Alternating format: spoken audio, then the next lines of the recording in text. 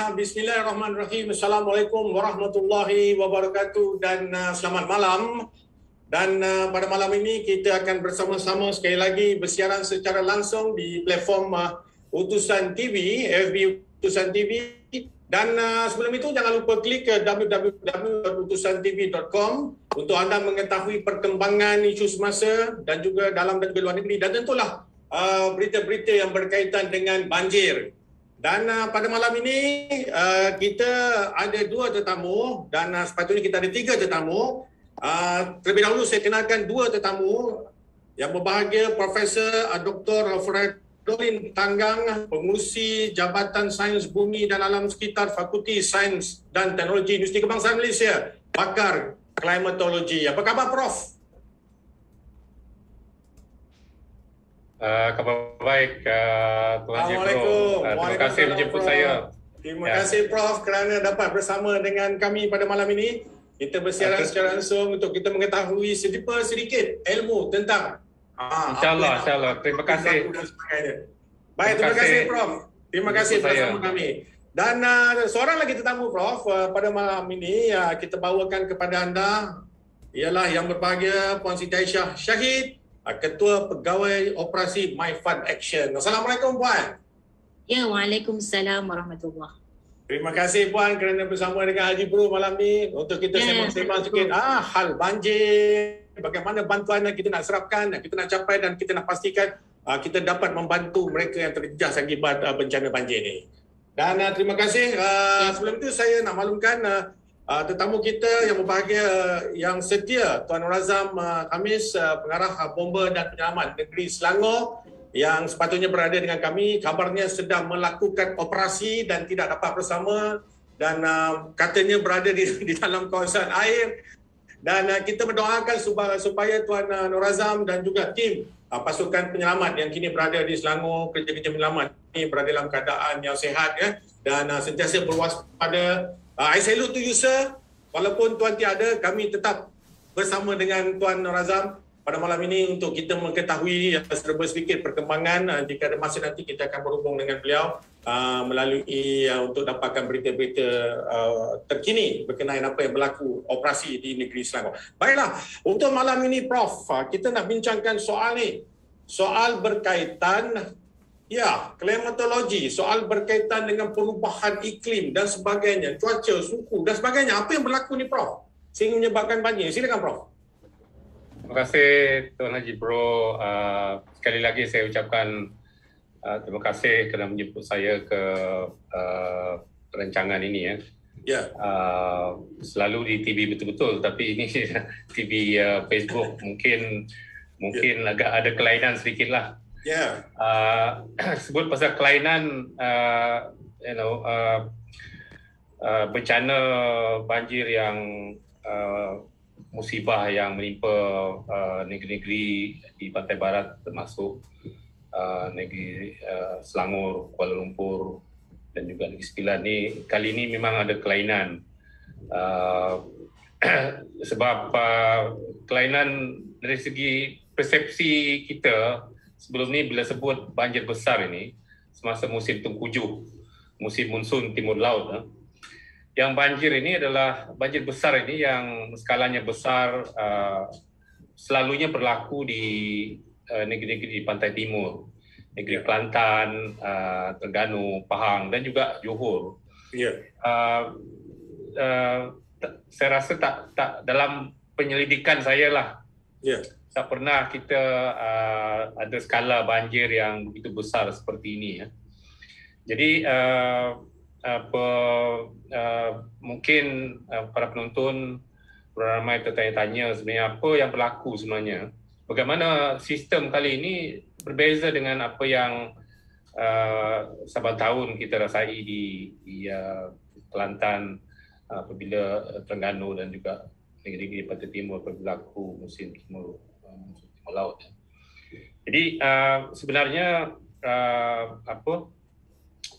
sejak daripada Jumaat petang sehinggalah hari saya rasa sehingga sampai hari Ahad, awal Ahad, kita ada sistem yang berlegar di sistem cuaca yang berlegar di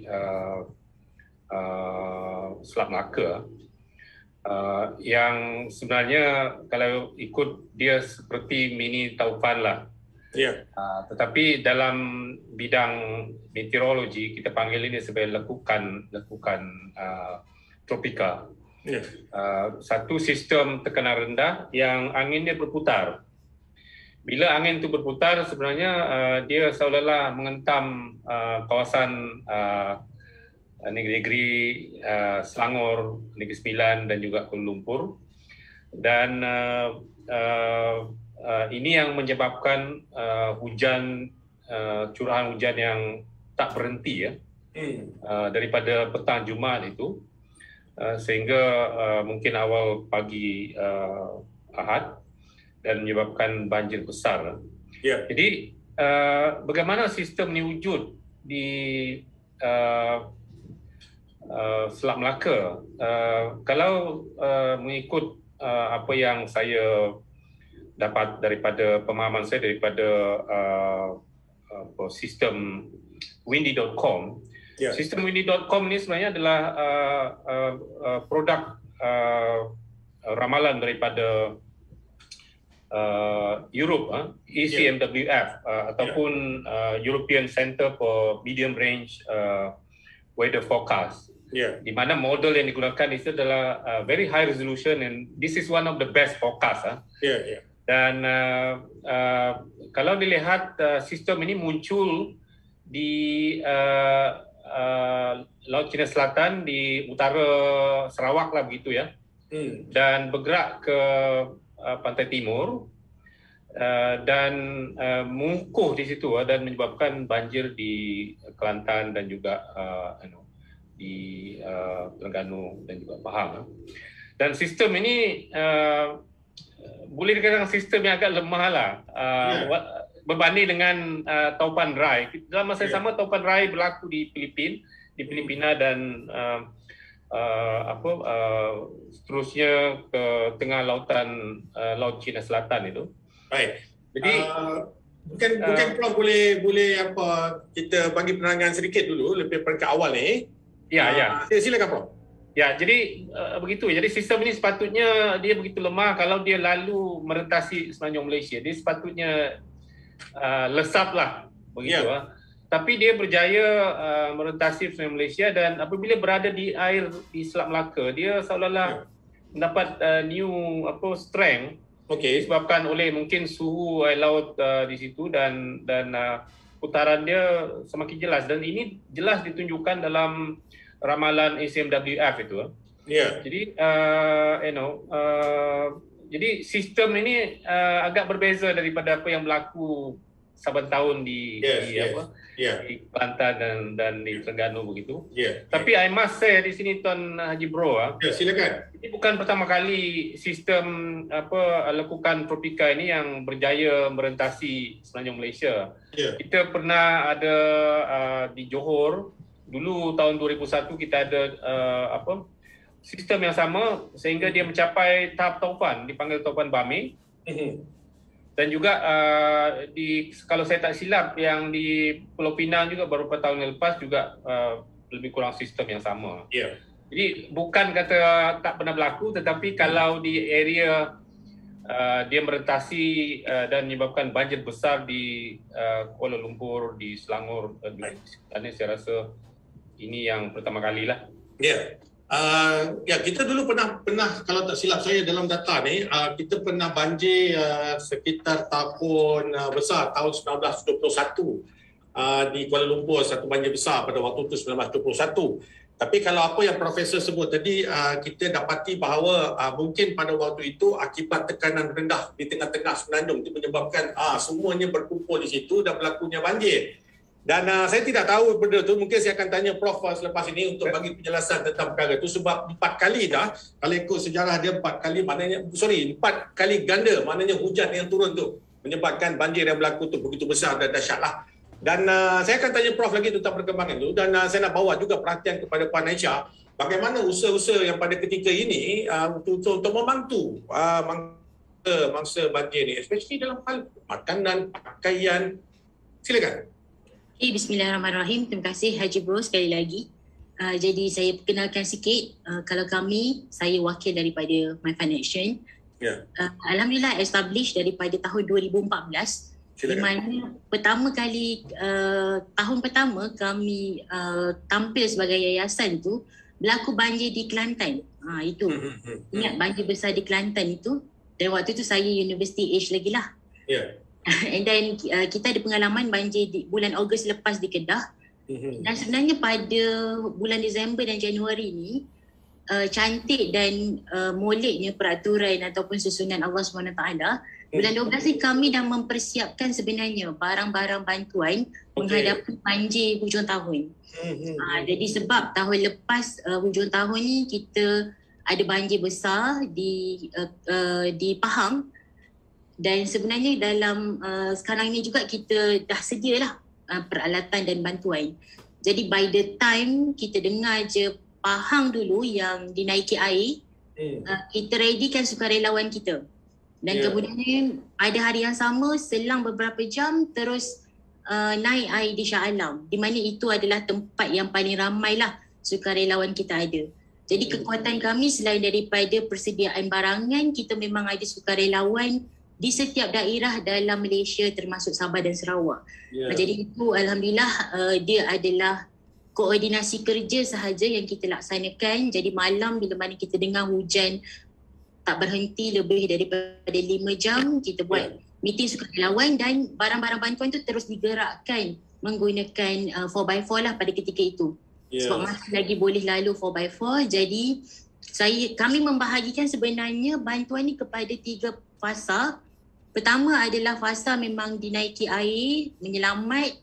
Yang kedua, bantuan-bantuan ketika mana mangsa dipindahkan dekat pusat sementara, PPS. Pusat pemindahan sementara. Pusat pemindahan sementara di PPS. Dan seterusnya adalah pasca banjir lah. Jadi itu kerja-kerja pembersihan dan sebagainya. Jadi sebenarnya yang pertama sekali tu kita tak boleh nak kalut. Jadi kita pun tak boleh nak hantar hot meals dan sebagainya. Jadi pada ketika itu kami buka hotline dulu. Sebab saya dimaklumkan sebab alhamdulillah kita memang kerjasama dengan polis daerah, polis negeri, IPD dan juga bomba, NADMA, JKM dan sebagainya memang ada keterikatan yang kuat walaupun sebelum ni tak ada banjir dan sebagainya. Tapi alhamdulillah kita kontak, kita bagi tahu kita akan gerakkan barang-barang bantuan dan mereka allow us to do that. Jadi dekat situ kita buka hotline, jadi siapa yang terperangkap dan sebagainya kita susun. Jadi data-data yang valid kita memang terus submit kepada bomba.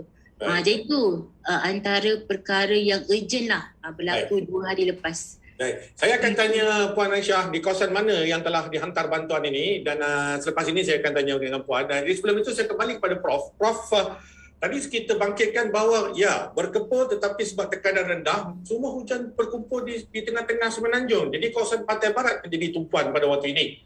Dan Prof, lagipun di kawasan Kelang contohnya perairan, air pasang besar pada ketika itu dalam banjir, dan masalahnya air di darat tidak boleh pergi ke laut. Jadi peningkatan paras air begitu mendadak. Prof, sila bagikan komen. Itu pun satu faktor juga yang boleh menyebabkan banjir lah. Sekiranya pada ketika tersebut, saya pun tak memantau berlaku pasang besar. Jadi itu pun sebenarnya satu masalah, satu faktor yang boleh menyebabkan air tak boleh mengalir ke laut dan menyebabkan banjir lah. Tapi saya nak sebut lagi semula sistem ini, Tuan Haji. Jadi dia berada berlegar di Selat Melaka. Jadi angin itu berputar melawan jam. Jadi lembapan itu dibawa ke daratan, dan apabila bertembung dengan tanah tinggi di kawasan Selangor ni, ada benjaran Titiwangsa dan sebagainya. Jadi secara tidak langsung akan menjana hujan yang begitu lebat dan itu yang mendatangkan banjir lah. Jadi walaupun saya kata tadi dia bergerak daripada Laut Cina Selatan ke Pantai Timur dan seterusnya berorientasi sebenarnya Malaysia. Kita, pada pandangan saya pun sistem ni begitu lemah dan sukar untuk kita percaya bahawa dia boleh survive dan boleh strengthen balik bila berada di jadi tapi the fact is that dia berlaku sebegitu. Jadi saya rasa pun kenapa amaran mungkin tak berapa jelas, barangkali mungkin sistem ni agak lemah dan tidak ditunjukkan begitu jelas dalam sistem amaran yang baik Prof. Saya akan tanya Prof lagi tentang berkaitan kelemahan sistem alert ni kepada rakyat. Jadi saya akan tanya Prof selepas ni. Tapi sebelum itu saya nak tanya juga tentang ni. Kita nak berlawan dengan emosi. Rakyat tengah sedih ni. Puan Aisyah, ya, sedih, mereka trauma dengan banjir dan sebagainya kan. Kemudian bantuan pula. Ini nak cerita pasal ni. Kita tengah tunggu ni 3-4 hari kenapa tak sampai-sampai. Mereka semua mengamuk ni. Dalam media sosial kalau tengok semua bising. Tetapi mungkin juga mereka kurang mahir tentang prosedur untuk memberikan bantuan ni. Puan Aisyah, silakan. Okey, jadi saya nak menyentuh juga sebab apa pun yang berlaku, kita sebagai hamba yang ada kepercayaan kita ada dalam, disebutkan sebenarnya dalam surah Al-Baqarah ayat yang ke-155, saya bacakan maksudnya, dan pasti Allah menguji kita ni, iaitu kamu dengan sedikit ketakutan, kelaparan, kekurangan harta, buah-buah, dan sampaikanlah kabar gembira kepada orang-orang yang sabar. Jadi ini sebenarnya kita sekarang ni rakyat Malaysia, lagi-lagi saya ni memang orang Shah Alam. Jadi kawasan saya yang sebenarnya dilanda banjir tu, bayangkan macam sensitivity ataupun dia pergi kepada emosi bila mana kakak saya sendiri yang seorang ibu tunggal, ada 6 orang anak yang masih kecil-kecil lagi dalam keadaan terperangkap. Jadi saya sangat faham berkenaan dengan emosi. Cuma apa yang kita boleh bagi, jadi kalau kita tampil sebagai kalau NGO ini adalah kerja selepas government, swasta dan kemudiannya kita third party organisation ni, yang mana kita ada tempat di hati masyarakat untuk memberi ketenangan ataupun dari sudut emosi dan sebagainya, apa bantuan cepat, dan kita akan memudahkan urusan pihak kerajaan. Itu sebenarnya inisiatif yang kita cuba laksanakan dan cuba ambil. Jadi sebenarnya part kita nak counter emosi, kita nak counter sebenarnya semua orang sedang struggle melaksanakan usaha masing-masing. Macam Prof Fredelin tadi, walaupun ada sistem dan sebagainya yang masih kita tak mahir dan sebagainya, tapi you try to do your best part. As orang yang memang ada kepakaran dalam hal tersebut. Saya pun tak tahu masalah kelekukan hujan, taburan hujan dan sebagainya. Itu bukan saya sebab saya accountant.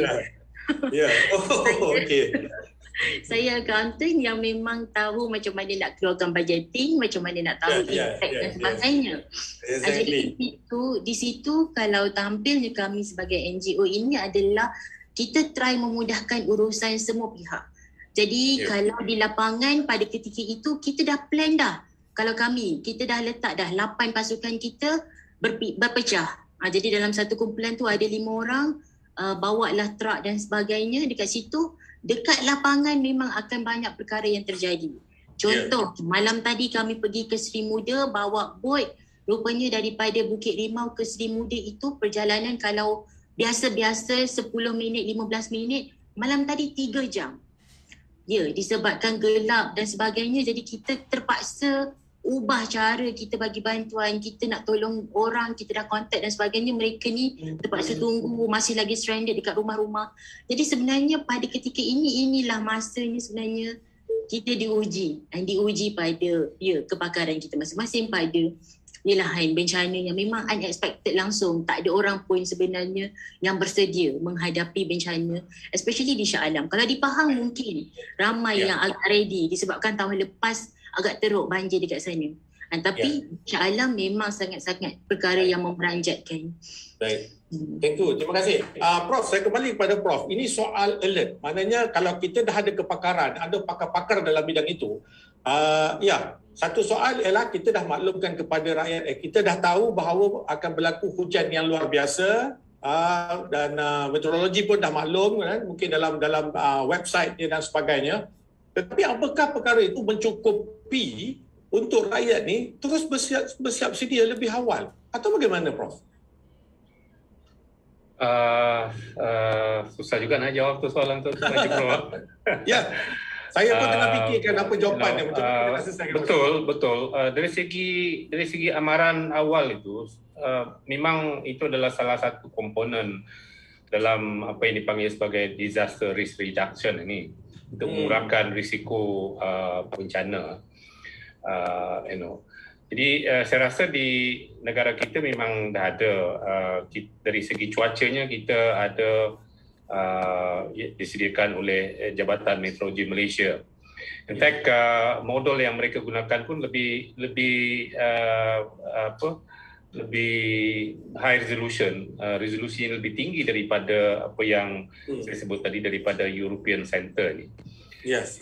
Dan dari segi ramalan cuacanya begitu. Jadi mereka juga bekerjasama dengan Jabatan Pengairan dan Saliran, di mana Jabatan Pengairan dan Saliran akan memberi amaran tentang banjir begitu ya.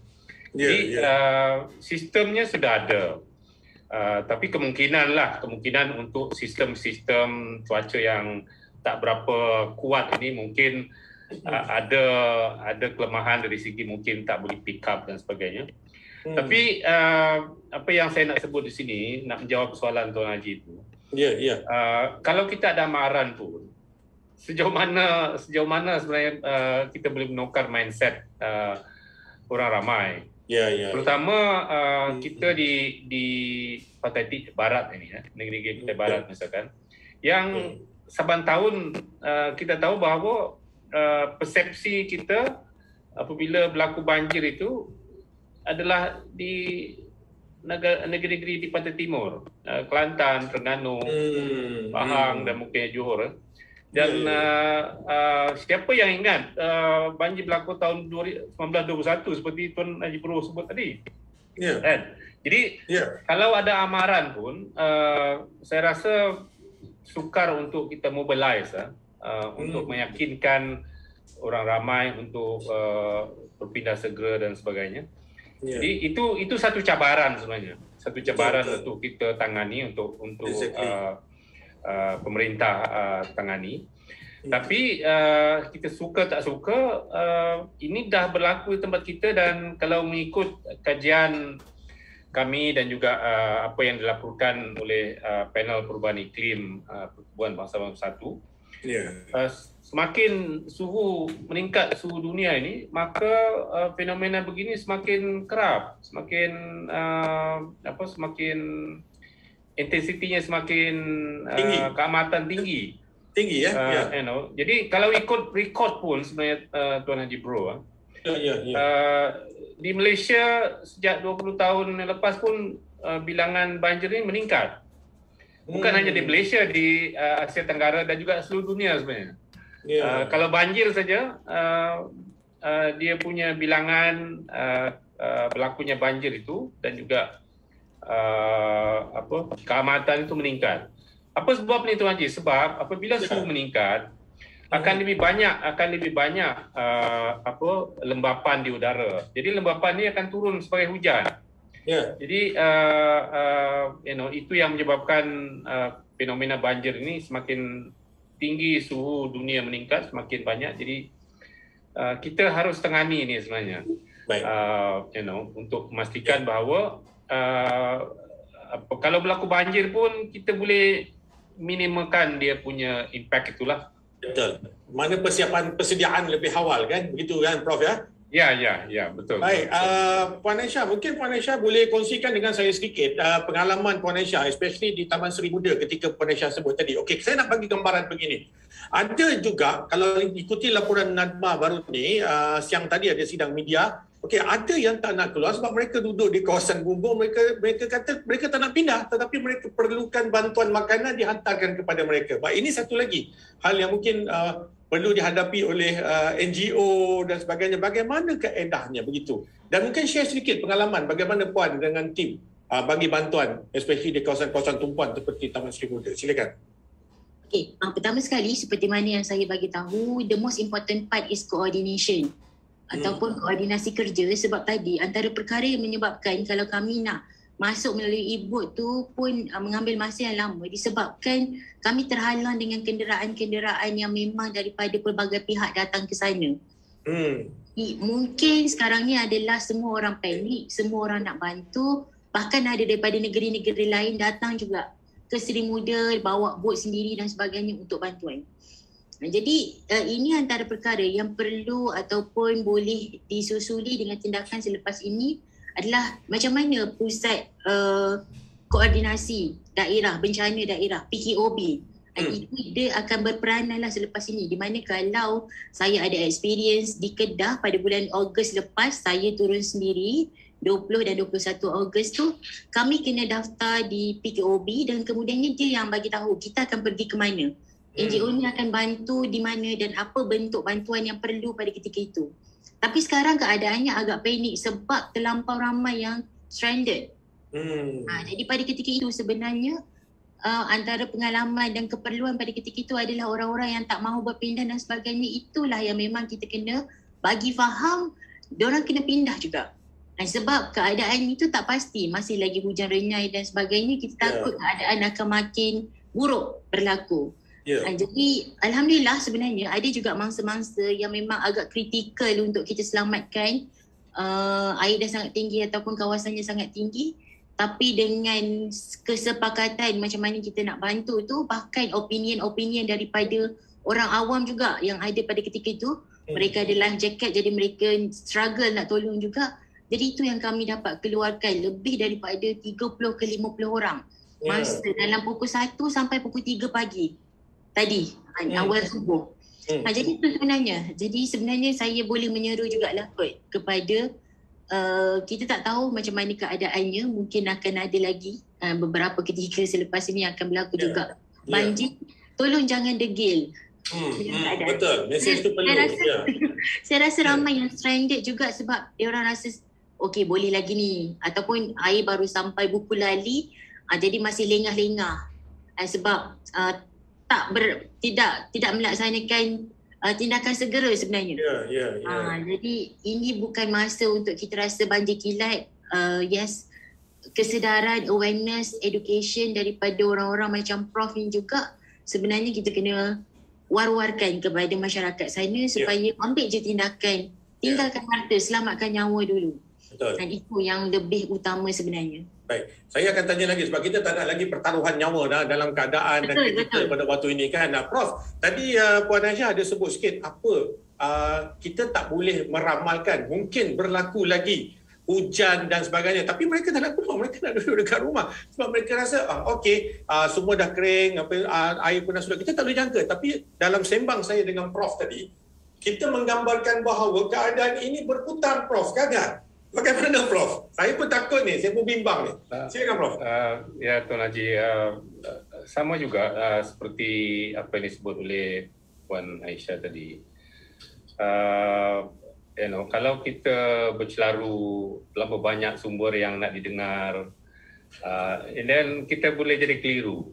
Jadi dalam era media masa ni macam-macam keluar. Sekejap macam ni, sekejap macam tu. Kan? Kita ada pemerintah dan ada autoriti yang telah dipertanggungjawabkan dari segi memberi amaran dan sebagainya. Jadi kita harus ikut amaran apa yang dikeluarkan oleh pihak pemerintah. Dari segi cuacanya, kita harus dengar apa yang dikeluarkan oleh Jabatan Meteorologi Malaysia. Sudah ada sistemnya di situ ya. Begitu juga dengan banjir. Jadi tapi itulah berlegar viral di media sosial ni macam-macam. Betul, kata akan berlaku lagi dan sebagainya. Mungkin Prof boleh ulas sikit.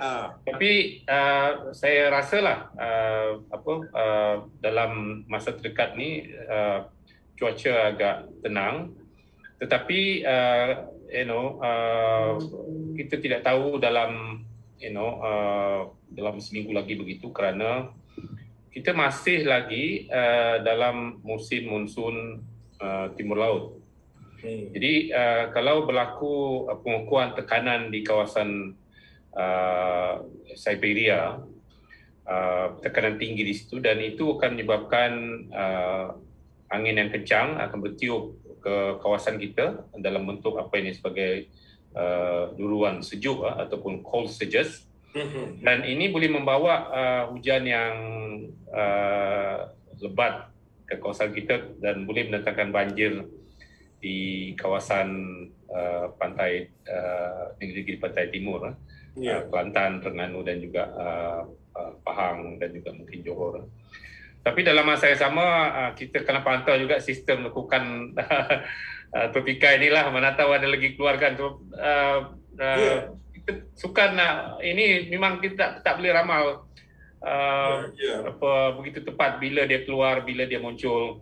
Tapi apabila dia muncul dan mula menunjukkan tanda-tanda itu, kita harus pantau dia lah, ke mana dia bergerak. Dan walaupun sistem itu agak lemah, kita jangan overconfident katakan dia akan lesap. Betul.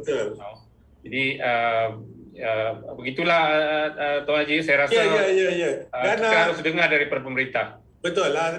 Saya nak kembali kepada soalan Puan Aisyah tadi. Saya tertarik dengan apa yang Puan Aisyah sebut tadi.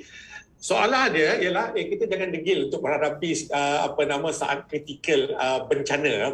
Mana kita sebut soal bencana. Dan hari ini kita tak ada cerita pasal banjir kilat. Ini bukan banjir kilat ni, ini bah besar istilah dia. Dan bah besar ni istilah dia, Prof dan juga Puan Aisyah, membawa maut. Dah ada kematian dah pun. Kan? Dah ada kematian. Jadi waspada. Jadi soalnya sekarang ni, satu soal sikap. Yang kedua dalam aspek memberi bantuannya. Apa kesukaran selain daripada tadi sebut? Ialah kita sebut tadi soal ada halangan dan sebagainya.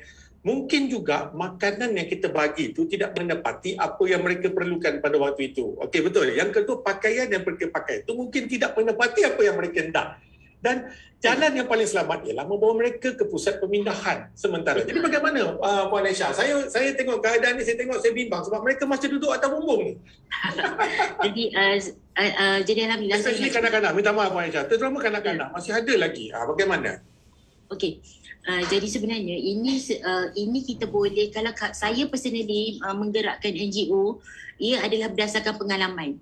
2014 kami memang menerima banyak sangat pakaian dan akhirnya jadi lambakan. Okey, jadi kita sibuk menguruskan satu benda yang tidak perlu.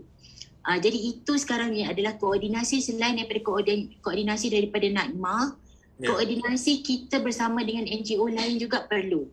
That's why sebenarnya untuk saya maklumkan juga, mungkin Haji Bro ataupun Prof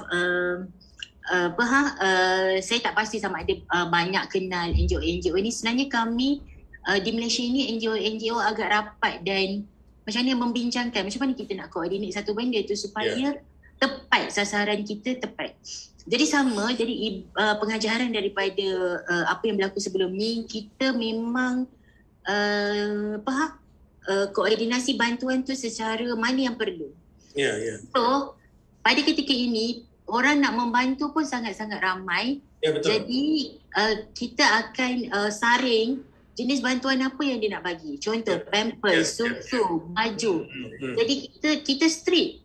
Kalau dia nak bagi kain buruk, kita kata kita takkan terima. Kita perlu baju baby, kita perlu baju ibu, kita perlu kain sarung, selimut. Jadi kita memang strict. Ini je barang yang perlu kami terima ataupun yang kami akan uruskan.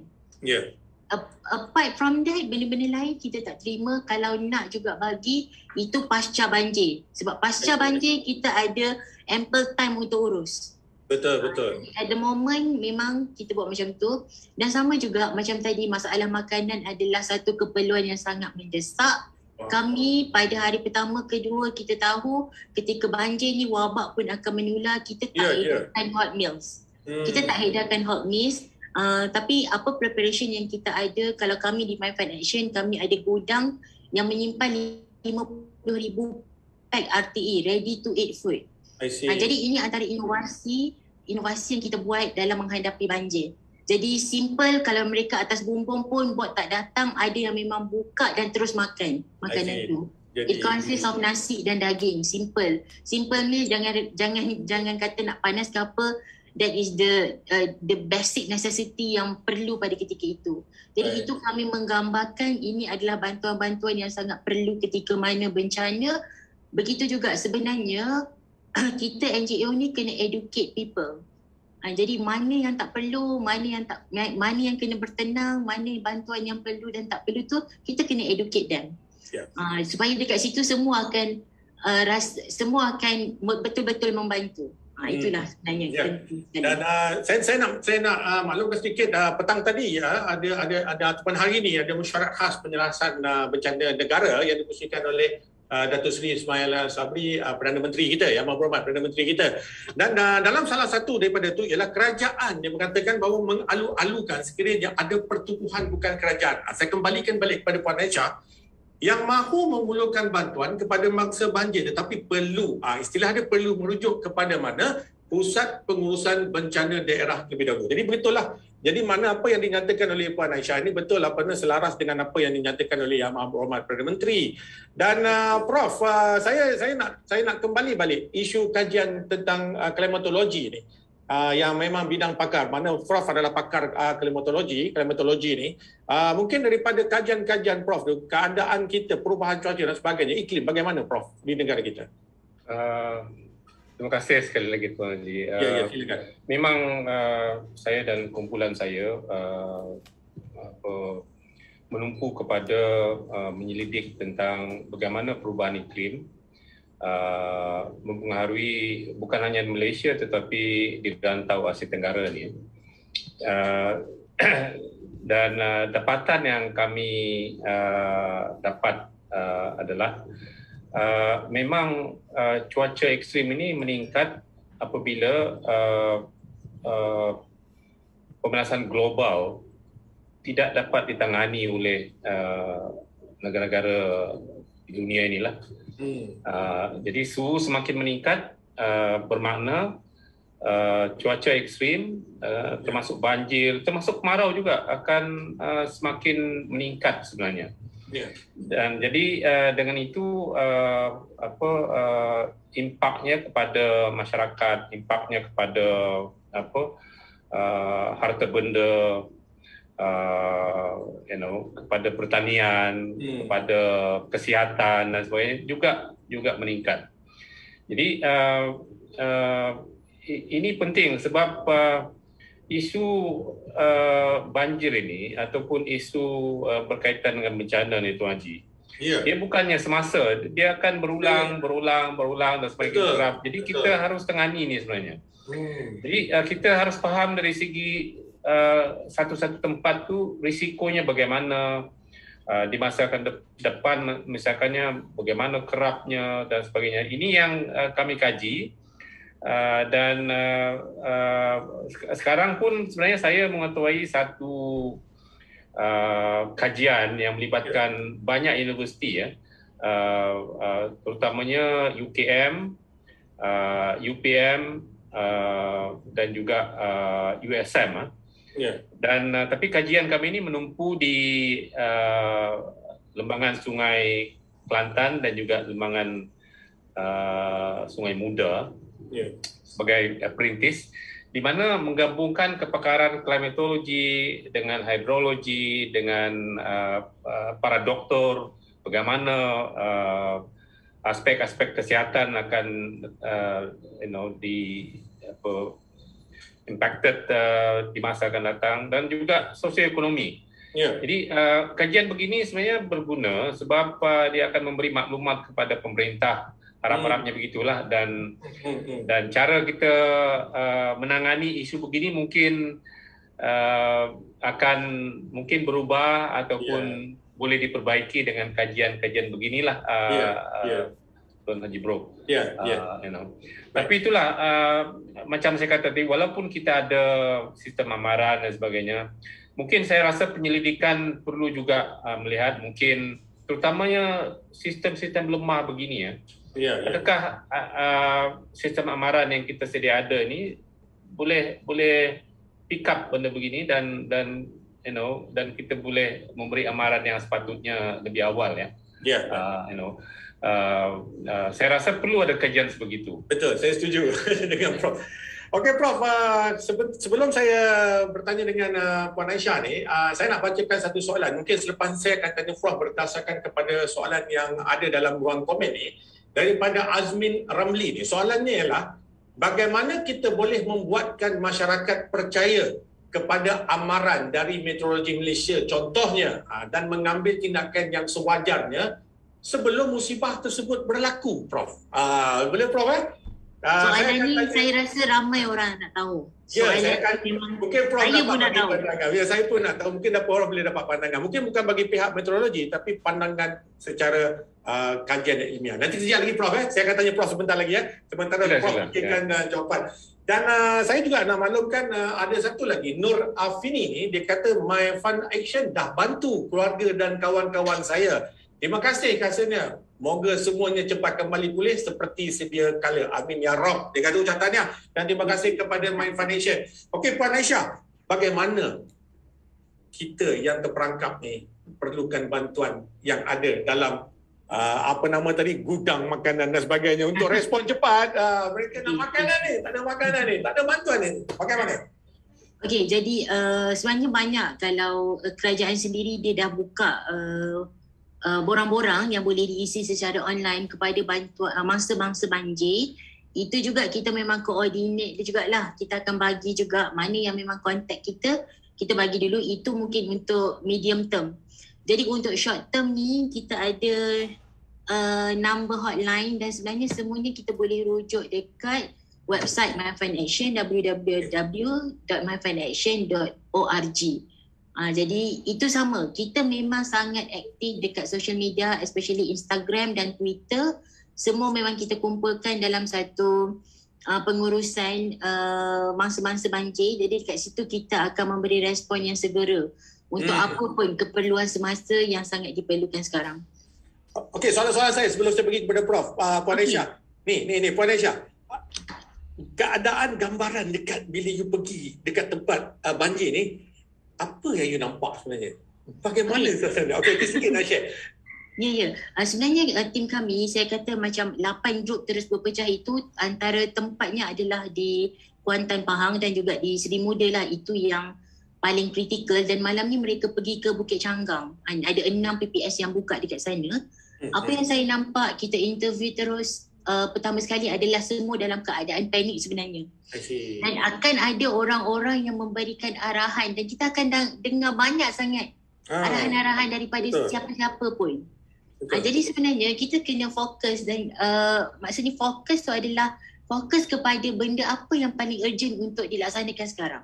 Sebab ada orang yang kata okey selamatkan anjing. Sometimes ada satu masa volunteer saya bawa barang oksigen sebab kita memang ada bantuan kesihatan juga. Diorang kena decide sama ada nak bantu seorang tua ataupun seorang ibu mengandung perlukan oksigen. Jadi dalam masa 1 minit tu kena decide, doktor ni nak kena decide pergi mana dulu. Jadi itu kita nampak macam chaos dan sebagainya. Jadi kritikal. Prof, keadaan sangat tak terurus lah. Keadaan sebab masih lagi chaos. Itu tadi Prof, saya kembali kepada jawapan Puan Aisyah dia. Ya, dia ada satu, kita nak selamatkan haiwan ternakan. Saya tak tahu banyak juga yang terkorban ni. Kita tak tahu kan Prof kan? Ya, pencinta haiwan akan terus kita selamatkan haiwan. Anjing, kucing. Ya. Itu satu tanggungjawab. Ada nyawa yang tengah tunggu juga at the moment. Betul. Prof, tapi istilah kalau Prof dengar daripada Puan Aisyah sebut, istilah dia panik Prof. Saya nak kembali kepada soalan daripada Azmin Ramli ni. Soalan dia ialah panik Prof. Panik.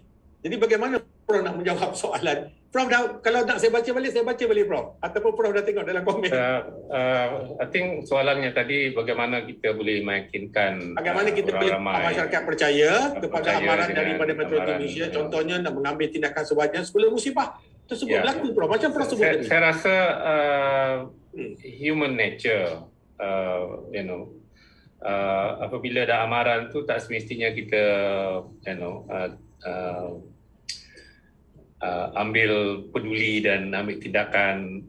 Mungkin ada, tapi ramai juga mungkin kurang memberi perhatian dan sebagainya. Saya rasa pihak berwajib perlu memandang serius perkara ini.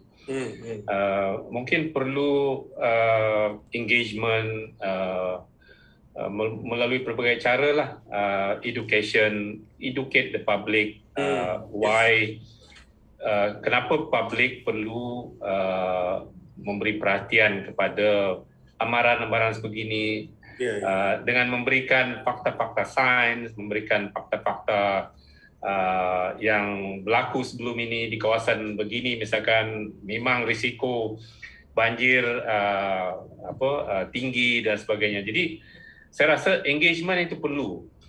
Jadi kalau kita tidak buat engagement dan education, dan kalau kita cuba propagate secara sepintas lalu saja, mungkin kesannya macam itulah, masuk tinggal kiri, keluar tinggal kanan begitu. Tuan Haji ya. Jadi especially orang muda. Tapi itulah saya bersimpati kepada mangsa-mangsa yang terlibat. Tapi saya rasa fenomena begini pun satu pengajaran kepada kita jugalah, dan untuk memberi perhatian kepada masa-masa akan datang. Sebab saya kata tadi, perubahan iklim ini akan menjadikan fenomena begini akan semakin kerap dan semakin intensitinya semakin kuat. Jadi dan kita tak tahu sama ada dunia berjaya atau tidak menangani pemanasan global ni mengekang di bawah 1.5 darjah. Saya rasa amat tipis, dan kemungkinan meningkat beyond that, even beyond 2 darjah Celsius. Jadi di tahun-tahun akan datang, dekad-dekad akan datang. Jadi keadaan ini akan berterusan. Jadi kita perlu educate, perlu engage orang ramai betapa pentingnya amaran sebegini diberi perhatian. Baik. Sedar tak sedar kita dah sampai penghujung, tapi sebelum itu saya nak dengar satu ulasan yang paling penting daripada Puan Aisyah ni, ialah baik, isu banjir waktu ini ramai yang datang. Okey, yang nak bagi bantuan kita nampak ramai yang nak bagi bantuan. Now selepas pasca banjir untuk edisi mengemas, kemudian kita membiarkan mereka. Kita berharapan, saya melihat perkara itu. Baik, ketika kita membantu mereka yang sudah kembali ke rumah, baik, nak bersihkan rumah satu hal, harta benda habis, sampah yang dilonggok tu siapa nak ambil? Siapa yang nak kutip? Ini soal pasca banjir ni, bagaimana Aisyah? Silakan. Okey, ini satu soalan yang saya untuk berfikirlah. Bila cakap sampah tu, itu satu persoalan besar tu yang kita kena tangani bersama-sama. Kalau tak ada solusi, the worst situation akan datanglah, seperti wabak dan sebagainya. Jadi itu sebenarnya yang kita usahakan, koordinasi sama dengan NGO ni, macam mana kita nak memudah cara bekerja dengan autoriti tempatan, macam mana nak menyelesaikan permasalahan seperti ini. Bagi kami NGO yang sebenarnya nampak kita membantu orang, kita menyediakan food security, gudang-gudang makanan kita dipenuhi makanan, sebenarnya kami youth developer ataupun kita buat youth development, kita engage dengan banyak universiti termasuk UKM sendiri. UKM University sampai ke UIA Sabah dan Sarawak. Jadi kita sebenarnya menggerakkan sukarelawan kita yang aktif sebanyak 800 orang, di mana inilah yang akan membantu masyarakat tempatan dari segi pembersihan. Jadi ini sebenarnya menguras tenaga juga, selain daripada kita gunakan teknologi yang lain untuk menyelesaikan masalah pasca banjir. Jadi yang lebih kritikal adalah kita memang akan serahkan kepada pihak berwajib, maksudnya kerajaan dan juga badan-badan swasta dan mungkin syarikat-syarikat melalui program CSR mereka, dan ini adalah sebenarnya amanah dan tanggungjawab bersama untuk kita laksanakan. And last but not least, sebab ini yang terakhir tadi, ada lagi. Kita akan bagi ada penggulungan dia. Okey, tak apa. Itu silakan. Itu lagi. Baik, Prof, ini adalah soalan terakhir saya untuk Prof. Okey, Prof, kita bercakap tentang tadi klimatologi dan kemudian kita ceritakan pasal amaran dan sebagainya. Tetapi proses ini tidak akan berlaku kalau tidak ada perubahan sikap. Satu. Yang ini mungkin saya bercakap ni mungkin keterlaluan, tetapi itulah kaedahnya yang terbaik untuk kita memahami segala proses yang berlaku tu supaya kita dapat selesai segera untuk menghadapi masalah alert ni kan, waspada. Jadi Prof, di akhir ini apa yang Prof boleh maklumkan kepada khalayak tentang kepakaran Prof supaya mereka ni bersedia menghadapi bencana yang kita tak tahu bila berlaku, macam Prof kata tak tahu berlaku bila. Silakan Prof. Kami di penyelidik universiti ini sebenarnya menyumbang dari segi menyelidik tentang sistem perubahan iklim, sistem iklim di Malaysia dan juga di rantau ini. Dan ini dapat membantu misalkan dari segi memahami sistem-sistem dan sekaligus mungkin boleh memperbaiki dari segi sistem amaran begitu ya. Macam projek yang saya sebut tadi pun sebenarnya salah satu objektifnya adalah untuk membina sistem amaran lebih awal beyond 10 hari. Jadi tetapi itulah bagaimana canggihnya teknologi pun sekiranya kita orang awam tidak memberi perhatian dan sebagainya, mungkin kita berdepan dengan masalah beginilah bila kita kena dan sukar untuk kita bergerak dan memastikan semua orang selamat begitu ya. Jadi saya rasa begitu ya Tuan Haji. Baik. Kami kami pun tak ada lesen untuk katakan untuk keluar di media memberi amaran begini. Betul. Kita tak boleh. Kita di negara ini kita ada pihak pemerintah, jabatan tertentu yang mengeluarkan amaran dan sebagainya. Jadi orang macam saya tak ada orang kata legality untuk memberi amaran dan sebagainya. Tapi kita menyumbang dari segi penyelidikan meningkat dan harap-harap hasil penyelidikan itu akan diambil oleh pihak pemerintah dalam memperbaiki sistem.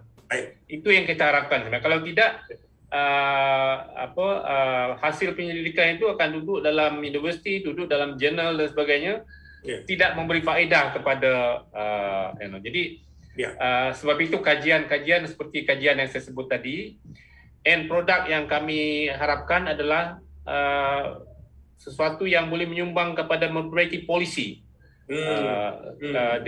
yang memberi polisi input kepada di pihak pemerintah supaya cara kita menangani sistem ini mungkin lebih baik. Betul. Misalkan banjir ni Tuan Haji ya. Ya, betul. Kalau misalkan pembangunan di satu tempat kita tahu mungkin 10 tahun, 15 tahun akan datang banjir mungkin meningkat, tapi kita tidak ambil kira itu dalam proses pembangunan, maka kita mendedahkan kawasan itu kepada banjir di masa akan datang. Baik. Jadi maklumat begitulah yang kami cuba sediakan, Tuan Haji Bro. Baik, terima kasih banyak Prof bersama dengan kami, dan saya kembali balik kepada persoalan tajuk kita ialah banjir, perubahan cuaca, menyelamat dan bantuan. Jadi di akhir ini saya nak serahkan kepada Puan Aisyah untuk kita buat kupasan penggulungan. Dan sebelum itu Puan Aisyah, kami nak mengucapkan di dalam live ini, mengucapkan berbanyak-banyak terima kasih kepada pasukan penyelamat, kan, bomber, PDRM, Rela dan agensi APM dan ramai lagi tentera dan orang awam Puan Aisyah, orang awam Ansang Firoz. Dan Ansang itu, dan kita nak wrap up, kita nak ucap terima kasih kepada seluruh rakyat Malaysia yang memberi bantuan sesama kita ya. Puan Aisyah, silakan Puan Aisyah, wrap. Okey. Pak, saya sebenarnya kita ni diuji satu persatu, COVID, kemudiannya ada kemalangan jiwa, kemudiannya terus banjir besar yang berlaku without kita punya expectation. Jadi kita sebenarnya sebagai sebagai makhluk manusia yang ada kepercayaan kita sebagai penganut agama Islam ataupun agama-agama lain, kalau dalam surah Rum ada Allah SWT berfirman, maksud dia, dan apabila manusia ditimpa satu bahaya, mereka menyeru Tuhannya dengan kembali bertaubat kepada Allah. Kemudian apabila dia memberi sedikit rahmatnya kepada mereka, mereka tiba-tiba menyekutukan Allah. Maksudnya apa yang kita kena buat adalah kita kembali kepada Allah SWT. This is kalau dalam Islam, this is towards the end, berlaku tanda-tanda kiamat yang sangat banyak.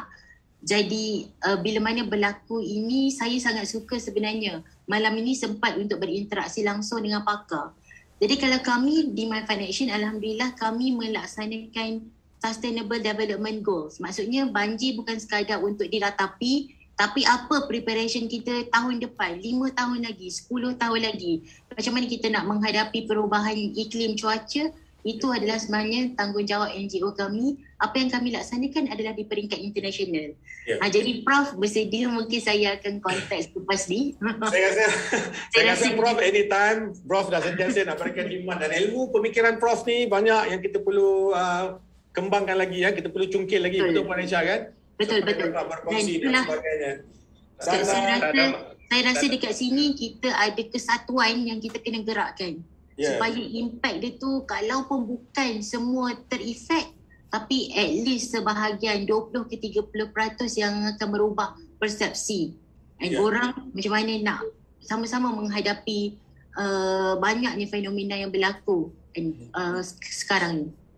Prof ada nak cakap tu. Tak ada masalah, Puan Aisyah, tak ada masalah. Sebenarnya bukan saya saja, banyak lagi yang pakar-pakar lain yang boleh menyumbang kan. Tapi kami sebagai penyelidik ini sentiasa terbuka untuk memberi berkongsi ilmu dan memberi input kepada semua pihak lah, termasuk pemerintah dan juga pihak NGO dan sebagainya, untuk memastikan bahawa kita selamat.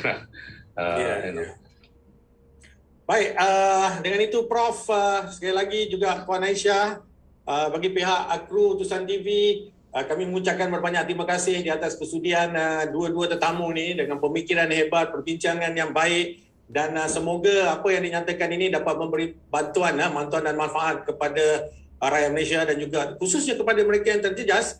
Dan sekali lagi bagi pihak saya dan juga tim, terima kasih kepada Prof. Terima kasih Prof kerana bersama dengan kami. Dan juga Puan Aisyah, terima kasih. Saya salute to both of you. Puan Aisyah juga salute. Membantu rakyat tu satu kerja yang sangat mulia dan memberi pemikiran juga ilmu satu yang sangat mulia. Dan on behalf of that, terima kasih sekali lagi. Dan jangan lupa kepada anda, teruskan ke portal Utusan TV, www.utusantv.com, untuk kita mengetahui perkembangan terkini banjir yang berlaku dan juga apa juga berita berkaitan isu semasa di dalam dan juga luar negara. Dan laporan berkenaan secara langsung ini akan dapat dilihat dan dibaca di dalam portal www.utusantv.com. Untuk itu, kita jumpa lagi. Assalamualaikum, dan akhirnya jaga diri, jaga kesihatan. Saya mengambil balik apa yang dikatakan Puan Aisyah, jangan degil kalau diminta berpindah ke pusat pemindahan sebagainya. Jangan pertaruhkan nyawa. Kita jumpa lagi. Harap anda semua berada dalam keadaan selamat. Sekian. Assalamualaikum warahmatullahi wabarakatuh. Bye-bye.